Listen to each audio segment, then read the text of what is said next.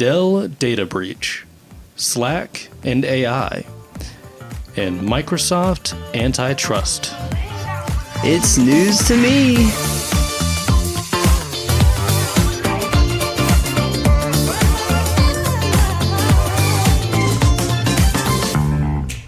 Welcome to It's News to Me, where the it is IT and the me is whoever it needs to be. I'm Noah Parker. I'm Michael Trotter Lawson. And I'm Tyler Rasnick.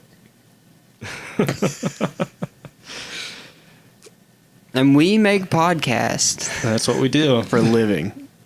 For a living? Yeah, Part of our living is this podcast, technically. We're doing great, too. Mm-hmm. If this podcast was our only living, we would not be living very well.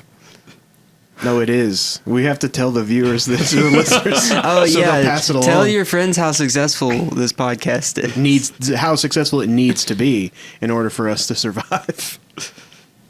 Oh, goodness. All right. So, hypothetical question this week.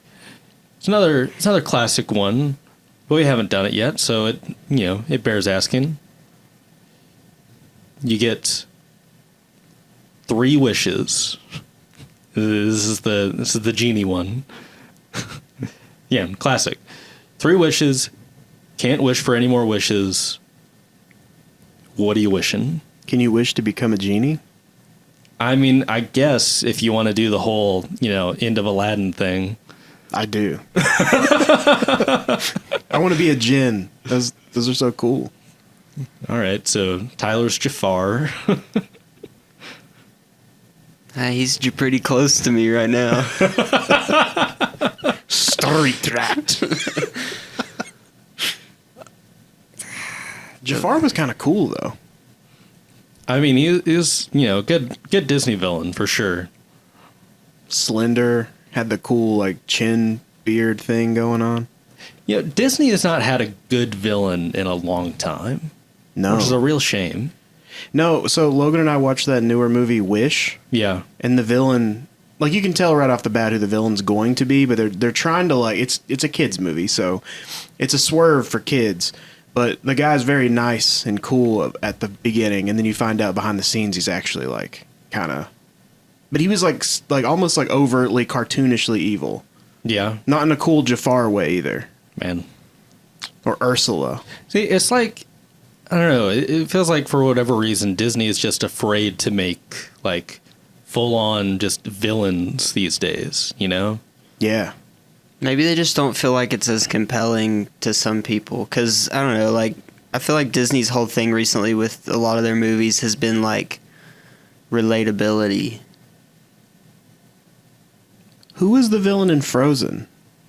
The ice. Oh, it wasn't the ice. Because I don't even know. The, Elsa is kind of a villain for part of it. Mm. But it's really the twist bad guy, the fake husband. Okay, yeah. That's similar to Wish, then. It was a fake kind of situation. Yeah. Frozen was probably the last one that was done, even kind of well. But, I mean... Maybe I'll use one of my wishes to wish that Disney would create a new cool cartoon like the 90s cartoons that I loved. Maybe that's one of my wishes. Well, have you watched the new X-Men 97? I watched a little bit at my buddy's house. Yeah. And I couldn't get over Magneto's really odd suit. I think if you've seen it, you know the one I'm talking about. With the pink M on it, and he's got these bright pink lips.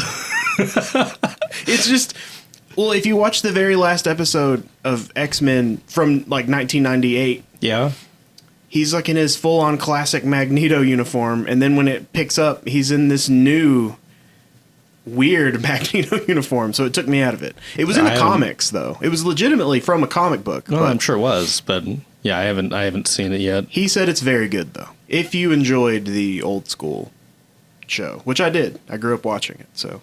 I don't really know what I'd wish for.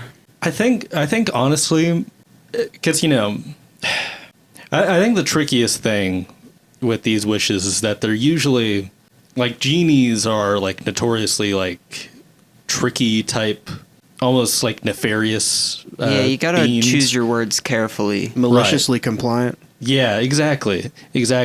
Like I worry, I've given some thought to this, and I worry that like a lot of wishes can like work out very poorly for you. Like, if I wish for like $1 billion or something like that, I'd get the money, but then like the IRS would just like destroy me, you know? Or it would be like you'd get it on account of like some kind of insurance policy and someone you loved would die. Or something Right. like that. Yeah. That'd be horrible. It'd be horrible. Or you'd get it, but you'd have to wear this pink weird Magneto super suit. Wow, man. I think it's kind of cool. I'll be honest. That's so weird, though. It's just pop just off not Magneto. It's just not what I envision Magneto looking like. I can't at find all. a good picture up close of his face though, but like he's got these pink, weird pink lips that are. It's just the whole thing is odd. It's like he got some work done and just decided to work on himself before. He was like, "I'm taking a break, but I will be. I'm getting some work done. I'm working on myself." Good show, though, right? Yeah, it is a great show. Great show. I think to get around it, I'd have to, something like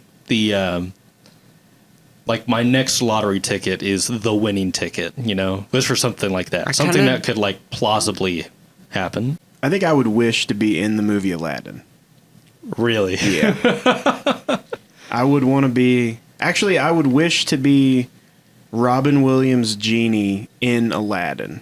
That's not technically wishing to be a genie. I'm in the movie Aladdin.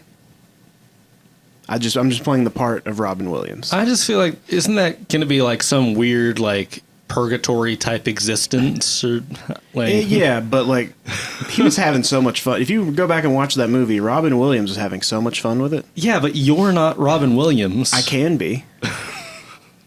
I don't think Robin Williams was having fun with it for the sake of having fun with it. I think it was Disney really screwed him over, so he didn't take it serious, and he was like, I'm going to do whatever I want while I'm here. That's what I do with this podcast. Yeah. You guys have screwed me over. You've left me out of the monetary gains that you're getting. Right. And now all the monetary gains we're getting. Now I'm just going to make voices like Robin Williams the whole time. Yeah, I don't have any good wishes off the top of my head, but if I think of one, I'll let you guys know. Okay. We'll revisit. I think I would definitely reserve at least one of the wishes to be like an undo button, That would be good. I mean, that's what redo. always happens with these stories is that they do the first one and it's good. The second one screws up something horribly, and then they have to use the third to reverse all the wishes. Have you ever seen that movie Bedazzled No? with Brendan Fraser? The premise is he's in love with this girl, and I guess he wishes somehow. I don't remember exactly how this comes about, but Elizabeth Hurley, the female actor, is playing Satan, and Satan appears and gives him 3 wishes, anything he wants, for his soul. And he was like, okay. And then he was going to use these wishes to try to get this girl. But instead, he just bedazzles all of his clothes. Yeah. That's how it ends.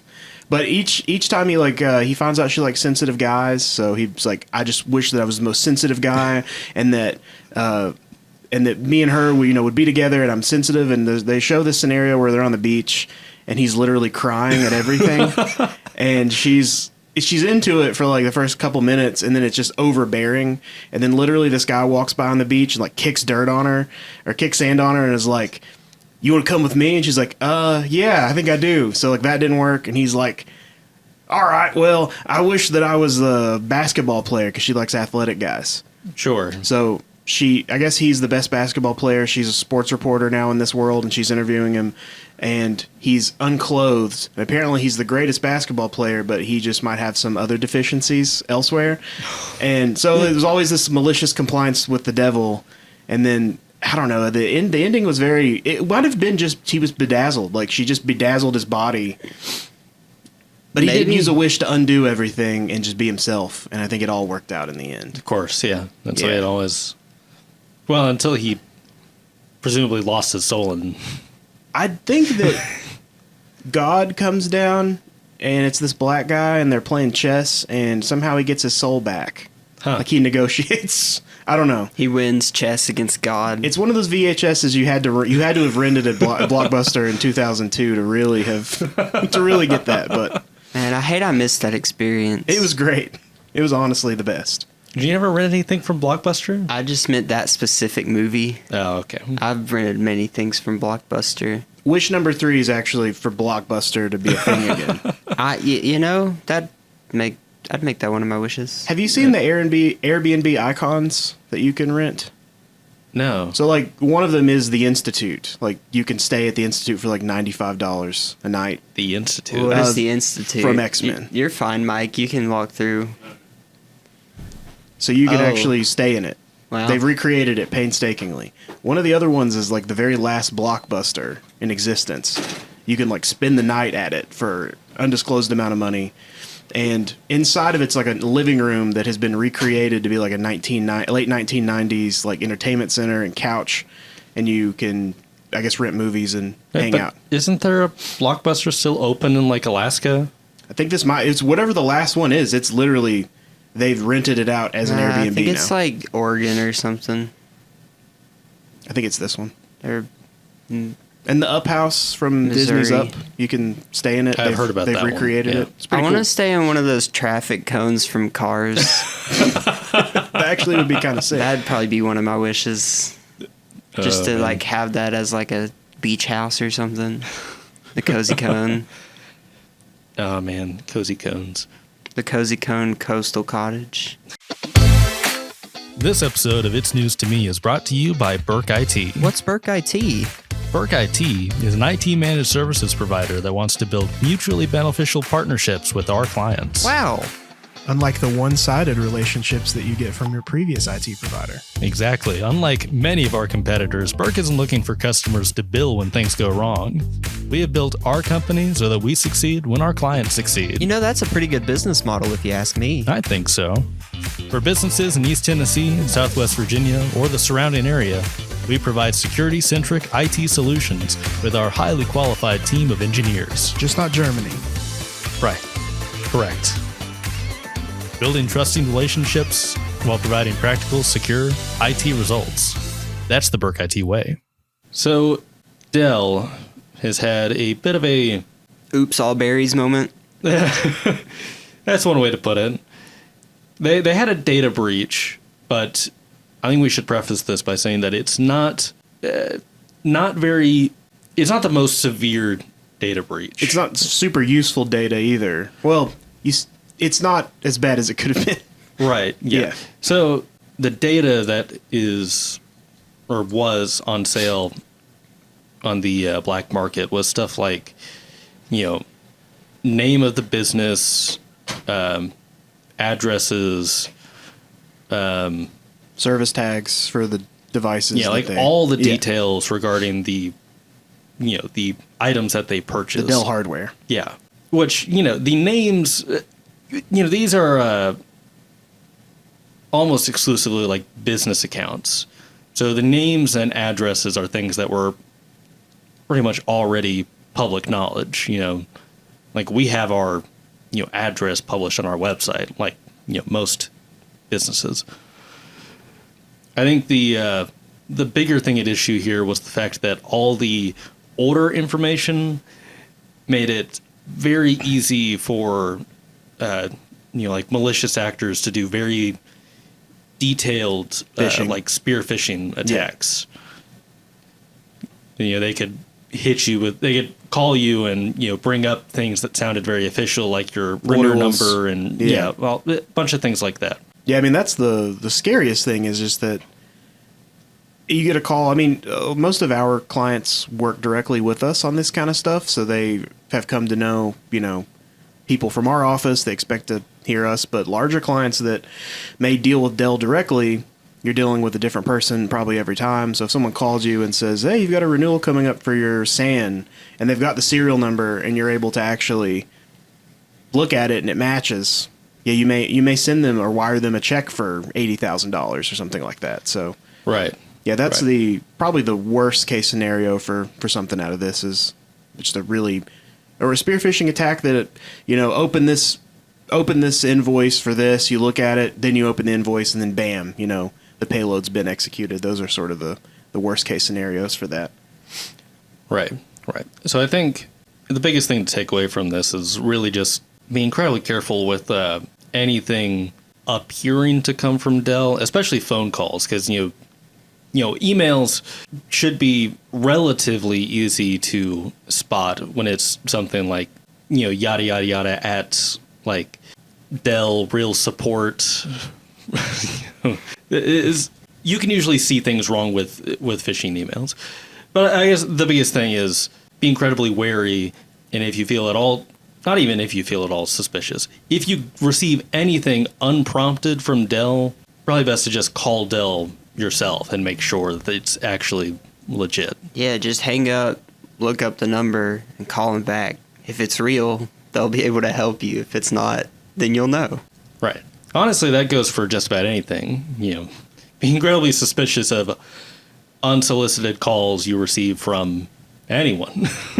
I think for my second wish, if, obviously I could take some time to word it properly to not make it jank, but I think I'd wish for like true wireless charging, so I could just like walk in my home and all my devices would start charging. Wireless power Tesla was working on that. Yeah. I think, honestly, it's at that some far point. off. No, but it's cool. But It's a really I cool think idea. the concept is awesome. And I I would mean, want that. this is a wish, right? Why not just ask for like all your devices to just always have charge, Well, yeah, but then what if I get a new device? It wouldn't be the one that has the charge all the time. Well, you just word it in such a way that, all the devices that Well, I that own. also feels selfish. I want everyone to have full wireless charging. Well, then just. I wish there were no more batteries. Oh, well, there you go. Just everything dies. Everything dies immediately. Just blow up the world. Oh, God. So many Teslas would crash.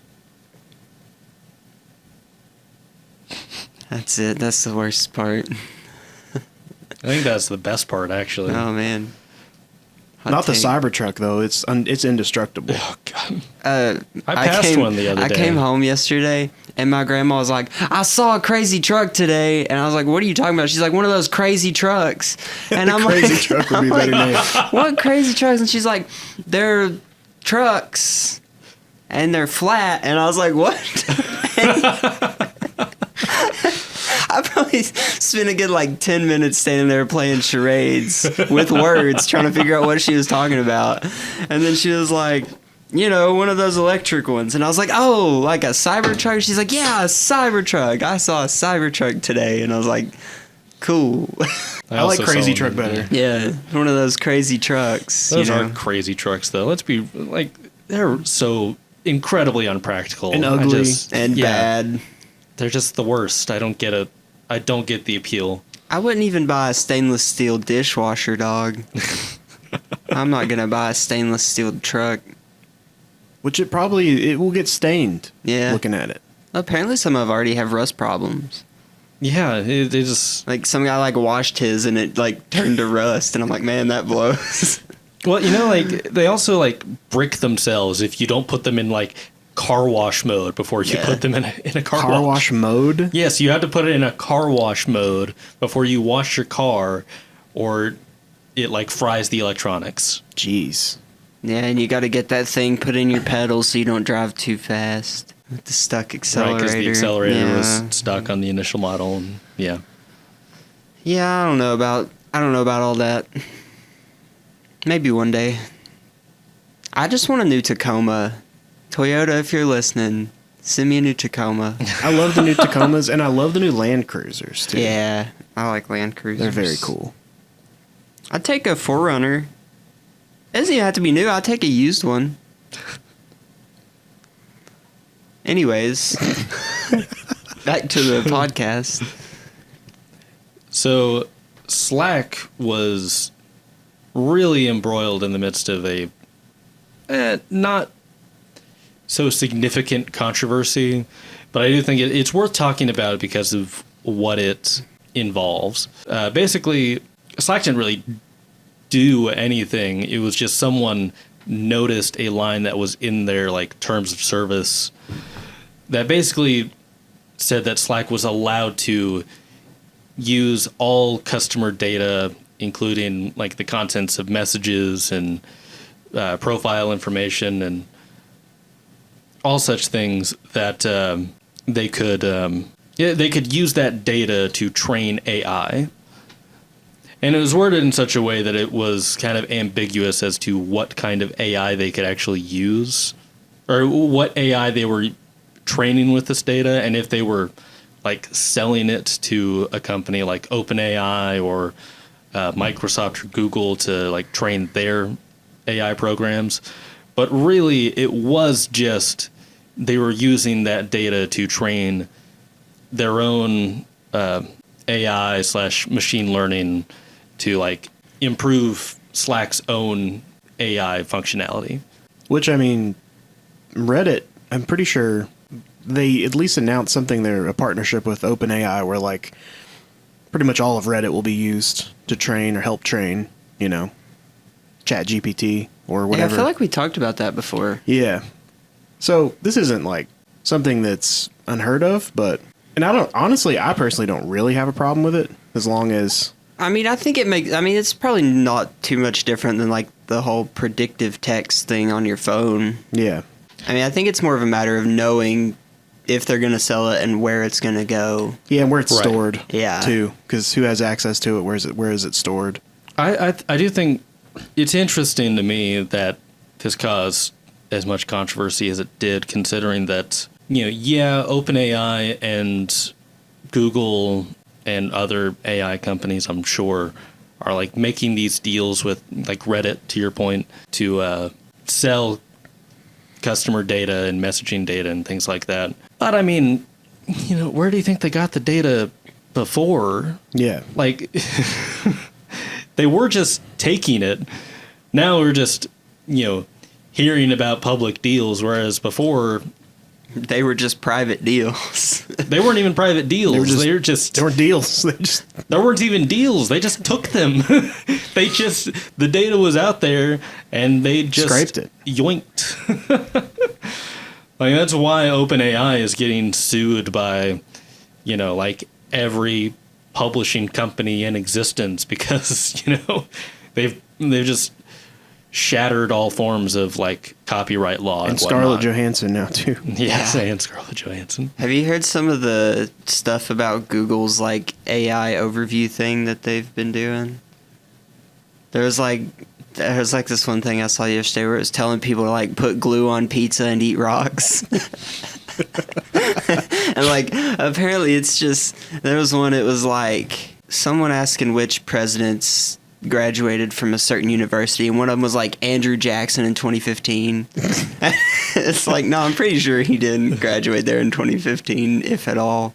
They're just like, it's like someone's big cousin just telling them to do stuff. It's just like, just telling them wrong on purpose. It's that one guy at Cha Cha who was just like, he's like, yeah, this seems like the right answer. Then he hit send. They should have used the data from Cha Cha Yeah. to train AI. Oh, gosh. Well, it's a bit of a tangential thing, but I think it is a legitimately scary thing with all these different search engines using AI so much. While we know that AI has this big problem of hallucinations, where they just confidently say things that are just wrong. Yeah. But, they keep doing these things, and it seems convenient, but how convenient can it really be when it's just not right? You know? And what happens when, like, all these different websites and stuff that they're scraping the information from? Like, at some point, those websites stay online because people have to go to them to get the information. Like Google, you search for something, Google provides the websites, and then you go to the websites, and those websites get, like, ad revenue and things like that from you going to the website. Right. If you no longer have to go to the website, then that website's eventually just going to go away. Right. Unless there's some kind of like hidden API, like Google pays if the API is engaged. I don't know. They pay you something, you know. Yeah, but I don't think keep the they service are. alive. You know? No, they're not. But I mean, that would be the So- only way to solve that. Yeah. And even then, it's probably not going to be anything close to what you're getting ad revenue wise. Exactly. Yeah, I mean, I personally haven't, and I use GPT not a lot, but enough. Like I use it. I don't ask it questions though. Usually, I usually just use it for like creative. Like I was playing Red Dead Redemption last night, and I got a horse. I couldn't think of what to name it, so I was like, GPT, help me think of a name for a horse in a Western setting that's black, and like, bam, right there, Yeah. What was it? Oreo. And I was like, there we go. Because I was black Those with white good old spots. 1700s Oreos. You know, it's just for me. Oreos have been around for a while. This was 1899 too, so it's actually probably maybe. not. out of Dr. the- Pepper was around then, wasn't it? Yeah, Yeah. but yeah, I use it for things like that, and I haven't necessarily had it lie to me yet. But I mean, I did- don't think I've used it for enough. Like, I don't use it to find information, you know? Yeah, I use it to come up with things that I don't want to come up with on my own. well, this is really lame, and I'm telling on myself. But when it first came out, before I paid for it, even I did use it to like simulate historical battles. Nice. So I'd be like, What a nerd. But nice. I would be like, it was like, which general would win? I don't remember the exact scenario, but it was like Hannibal of Carthage versus like Julius Caesar the First, and then it actually gives you pretty decent information, background story. Like it entertained me. It kept me entertained. Right. But then when I like went sort of like into modern history, and I was like, did you guys ever watch the show Deadliest Warrior? Yeah, dude. Yeah. I love that This is show. basically what I was using it to do, right? I really watched it, though, for, like, the end part where they actually showed the The simulation cinematic? of Yeah. them fighting. Yeah. So this is what I was doing, okay? So I was like, who would was there a scenario where Al Qaeda could beat the Nazis from inside of Germany? And it would not spit out. It was afraid. The word Nazi, the word Hitler, like all that was terrified by it. So I never got, even though it was in a historical sort of simulation context, I never got any like real data out of it. So like there are some parameters, you know, where that's the only time I ran into it where it just wouldn't feed me anything correct. Well, see, that's what you need to use like that Mistral AI for. Yes, it's Yeah. true. The unfiltered stuff. Yeah, no bumpers. Oh, but gosh. it still ended up like, for the most part, those historical simulations, I'm sure they're BS, but like, Well, it was yeah. fun, you know? I mean, you know, any kind of historical simulation is going to be BS because you can't know, you know? Yeah. There's, you know. I mean, that show kind of was BS, but like there was some like bro science behind it. Sure. So there was a little bro science Yeah. in the GPT as well. Like as far as like, I think that I'll have to pull back some of my chats and show you guys, but there was like some different points that it would give or award each general and their tactics and things like that. So Yeah. it wasn't all BS. But Well, I mean, I ultimately, think- I don't have a problem with I don't have a problem with certain data being used to train AI just because as we've seen, for the most part, the more data you input into these models, the better they get. But Right. Yeah. we're already here. The cat's already out of the bag. So if we're going to have it, I would rather it be, good and like For sure. not feeding us garbage. Yeah. I think the biggest thing is that I just worry about a future where, AI gets good enough to the point where no one wants to make independent data anymore. Yeah. I feel like once AI reaches the point where it is as good as any human author now, will people just stop writing? Yeah, I mean that's yeah. Well, there's that, and also like the reliance on it for solving things, like the part of our brains that we use for problem solving. Right. If we can literally just input whatever problem we're having and have something else deal with it, whether or not the result's as good as we could have come up with or not, we didn't have to do it. Right. So it's just like using a calculator. I wonder if at some point we'll end up like the movie Idiocracy or something, where we will regress as not a society necessarily, but just our brains. And I think to some extent, though, if you look back at like scholars from the 1800s, like mid 1800s, like the way they talk and the way that they, probably even just your average educated person, is a lot different than your average educated person like today, as far as how they look at things. And they don't have, they had to use their brains a lot more because they didn't have anything to really fill in the gaps. They may not be as, their capabilities weren't the same, but they use parts of their brain probably that we don't have to. Right. And I mean, there is an optimistic version of this where you think, well, if, the brain no longer has to work on this thing, what else could they accomplish with the rest of it? That's true. And I think that there is a certain drive to humanity that, AI can never really replace. I think there's always going to be people who want to learn things for the sake of learning things, Yeah, and those people would do that no matter what right technology or tools exists. But I just wonder if there will be fewer of those people, because sometimes, people did that out of necessity. Yeah. You won't have to engage that part of your brain or whatever part of your brain that could be sort of facsimiled with AI. Yeah. I mean, it's definitely I do scary. kind of like the idea of AI being like somebody's uncle who just kind of half-ass knows, just kind of lies to you. You ask him a question, he's like, "Yeah, John, I don't know, John McCain. He was an actor, I think."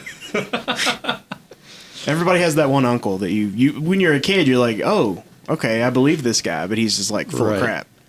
That's gonna be me. I'm gonna be that uncle. All right. Well, moving on from that massive tangent that started off as a Slack discussion, let's move to a Slack competitor in Microsoft Teams. Now, I find this to be a very interesting story because Microsoft is under scrutiny from the EU because the EU is claiming that Teams is monopolizing the market, which I don't know. It does seem strange because there are a lot of competitors to Teams. Slack is one of them. There's loads of different messaging services out there, and I think part of the argument here is that the EU is looking at the way Teams was bundled with Office and whatnot, even though they're not bundled anymore because they were trying to avoid this legislation. The argument is that if you get Teams included in all this Office software that you already have to get, then why not just use Teams instead of using Slack or some other competing service here? Are there any competitors to the whole Office suite? No. Google? Yeah, I mean, there's G Suite, and then there's Libra. There's a few small. Okay. No, there's no direct. Well, because I've used Office my entire life, so I don't. Not my entire life, but most of it. I mean, yeah, that's pretty much a monopoly there, and I don't know how they get away with it, but I guess it's just simply the fact that there is the other option of doing a G Suite setup or whatever. Yeah, but it is still obviously a thing where, it's not much contest for most people. Two companies is not really. It's not that's not one. That much better than a mono monopoly. Means one. Yeah, but isn't so it it's just okay? It's fine. Isn't it just an oligarchy at that point? What's funny is this is none of this is really new to Microsoft. So I don't know if you guys remember or know about. There's two things. So Internet Explorer being bundled with Windows was a huge deal. Oh yeah. But then there was also that was the last time they faced an antitrust case from the EU. Actually, I think it was Windows Media Player. There was an edition of Windows 7, I'm pretty sure, called the Windows 7N, and I'm pretty sure that stemmed from an antitrust suit from the EU as well in the mid 2000s, really? Where you're bundled a default media player. You can't do that. So there was an edition that you could have got. I remember when I was in school, we had our education ISOs, And you could get any edition you wanted. And I remember seeing this N edition. I was like, what the heck is this? And that's it. That's the only difference. It just didn't come with Windows Media Player. Huh. So you got to choose your own. But it's very similar to... Seems like an odd thing to pick a fight over. Yeah, Well, I mean, but this you gotta does too. imagine in the early days, I guess. I mean, like, I get it. there were other media players. you know. Well, the funny thing is, by Windows 7, I mean, there's VLC, which is the best. I mean, as far as open source and just usability. Because with Sure. Windows Media Player, even back then, you couldn't play... You could only play AVI, MP4... I think that was it. You had to have codecs for everything. So you had to download codec I don't even think packs. you can play AVI on Windows Media Player anymore. You probably can't. But, yeah, back in the day, VLC was the best. But it was funny, they waited until, like, that point. But, like, early 2000s, yeah, you had, like, Real Player. What was the other...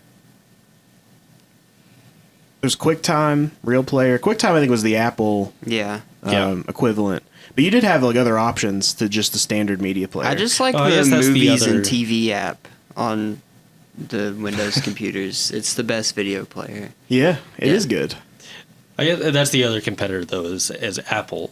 Apple has their own Office products, right? Or Office equivalent products. I mean, I guess they have like Keynote for like presentations and stuff. As far as I know, most Apple users still install Office. Well, yeah, they still install Office. I don't know but what there Apple's are technically competitor- other Apple products for that, I think. Probably. I don't know. I'm not an Apple user. I've never used them. So It is the point.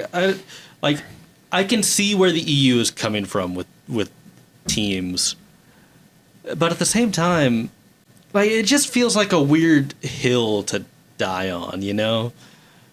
Like, why this and not the other, and not Office? Right. Why this and not the other things? Why this instead of, like, Google's almost total monopoly over search engines? I guess I just don't understand what the point of antitrust lawsuits even are anymore. Yeah, I mean, there are clear scenarios where they probably like you just mentioned, they need to go after certain vendors or certain products. Yeah. This is just a really odd one because I don't know what the market share looks like, but I mean, it really is Teams and Slack as far as the collaborative software. Yeah. And like, I guess Discord, you can count that, but it's not. It's much less Discord doesn't corporate. feel like a business thing. Yeah. It isn't a business thing, but like it's a collaborative app. You can pay for features for it, Yeah. but you wouldn't use it in an enterprise setting. But yeah, for this purpose, it's really Slack and Teams are the collaborative software. But there's really not a competitor, I mean, and it's not really like including the app.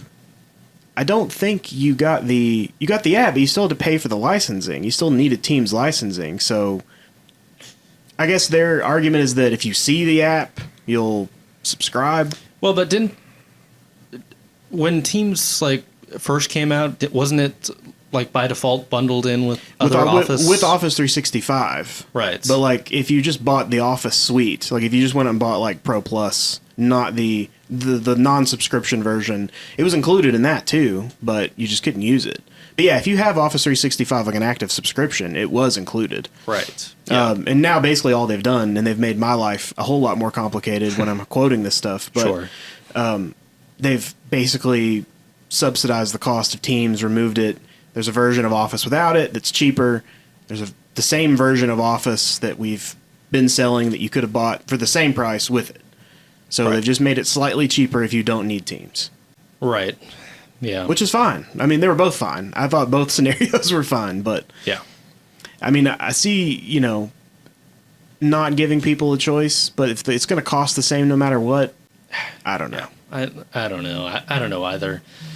I don't know. I guess, full disclosure, we use Teams here. I don't think that's really calculating any kind of bias because I've used Slack before at my previous job, and I hated it. The Really? administration sucked. I mean, honestly, it's not that much different than Teams as far as the setup, the layout. It's just the main selling point for Teams. I'm not trying to sell it on this podcast, but Sure. if you already are using the Office or the Microsoft 365 infrastructure, it integrates into everything else as far as SharePoint, OneDrive, the different apps inside of Office 365. Slack has integrations too, But it's all built in and easy. You don't have to do anything on the back end to get it to work. It's just basically just works when it does work. Right. Yeah. I don't know. I guess we'll see if this goes anywhere. I'm not holding my breath. I honestly don't even care because I just don't. I don't feel like, as far as like legitimate antitrust cases go, like, real cases where an antitrust outcome could, help the consumer. Yeah. This just doesn't feel like one of them to me. Honestly, none of the ones that Microsoft that we've talked about, Internet Explorer being bundled with an operating system, to me, makes sense. The issue was not being able to change the default. That makes sense. But bundling products with a product you're paying for to use, the default services that come with it may not be the best. Yeah. But that's up to you to figure out for yourself. Right. Same thing with this. I guess that's the point, is that it used to be less convenient, but it used to be more fair. Yeah. Because now the average person you sell a PC to, they're just going to go with Office. They're just going to use Edge. Is it still Edge? Edge, yeah. Yeah, I can't remember if they. Yeah. Yeah, IE's dead, thank God. Right. They finally killed it. The Internet Explorer's dead. I miss him. I don't at all. But that's the thing. They're just going to use Edge. They're just going to use the Windows Media Player for just about everything. They're just going to use Office. They're just going to use all these things because, not necessarily because they're the best tools, but because they're the ones that they have, and they're the ones that are easiest to implement. Is that good? Is that bad? I don't know. That's just kind of the way things are now. I think it kind of falls back to, they're still making the decision ultimately in the beginning with what computer they buy. So it's not like they're locked into having to buy a Windows computer.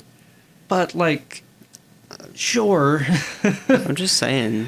But I mean, looking at the average consumer, you buy a PC, that is a Microsoft product, and it is such a near total monopoly, Yeah, I mean, that's true. But I mean, as far as we were just talking about Office, I would just tell Zoom to make your own Office suite, bro. And then package Zoom into that, the Zoom Office suite. Gosh. But yeah, I mean, it's gotten too far out of hand as far as there's just the market share is so crazy with Windows, anything Windows, that there's really no. We've talked about this, I think, before on the podcast. There's just no way anyone can, even if someone had a bunch of seed capital and they wanted to develop the best, operating system, I don't know if they could even catch up at this point. It would take decades, probably. Oh, I mean, there's just, you'd have to somehow get to the point where you could make a deal with Dell or something like that to with the hardware, get them to pre-export your operating system already on there. It'd be like some kind of new soda company being like, we're taking out Coca-Cola. Let's go, boys. We're gunning for Coca-Cola. It's just, there's no way. Yeah. I don't know. I guess we've just reached the point where, as long as there is technically another option, it's fine. Yeah. As long as G Suite still exists, Microsoft can do their thing. And who knows with Google, they may just decide to cancel that tomorrow and we're sunsetting this in 30 days. Because that's how they do all their other awesome products that they come out with. Google Plus. Yeah, that exist for 6 months. Well, no, there's legitimately some good Google products that just exist and then will just disappear because they're passion projects. Not to drag this on any longer than it needs to be, but if there's say, Microsoft has the Office suite, Google gets rid of theirs, and there's no competitor. What do they do then? I mean, do they force Microsoft to break up into the 4 window panes? Smash. Well, I mean, that's in theory they could. It doesn't really happen often. Yeah, I was just curious. I'm trying to think of didn't that happen with telephone companies? Maybe. I wish Brady were here. He actually would know. He could be able to tell us the whole history behind it. But yeah, they split AT&T ages ago. Yeah, it was an antitrust Yeah. basis. But I think they didn't even... They split AT&T from, like, their... It was like Bell or something. I don't know. I'd have to look up the Yeah, details. this is not good podcast content. You're like, who was it? Bell and...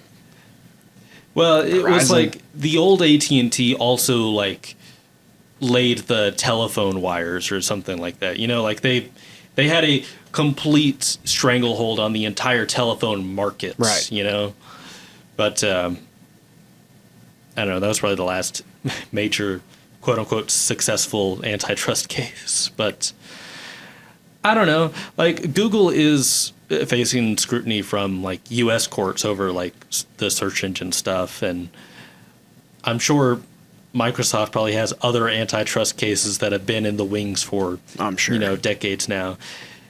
And yeah, I don't know. The odds are nothing's going to change, but we'll see. And anything does change, we'll talk about it on this podcast.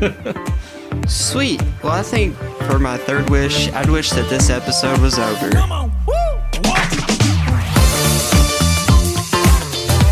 Thank you for listening to It's News to Me.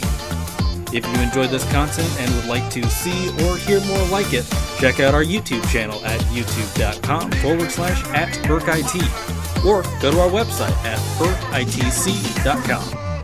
Our theme music is Big City Lights by Icholix. Come back in 2 weeks to hear more of me, Noah, and Tyler in the next episode of It's News to Me. In the meantime, keep your data secure and your mind sharp. What a shitty wish. Damn, I thought you were going to wish for, like, teens to be a part of Office again, or, like, we need to break this up. You need to... I want Teams back. I want it included. I need it included, or I send it back. Or you need Microsoft to divest Office. Divest it to me. That's actually not a terrible wish, because you could print money and just have an Office. They haven't changed it in 25 years. You could just, like, literally release a new version and print money every day. Man,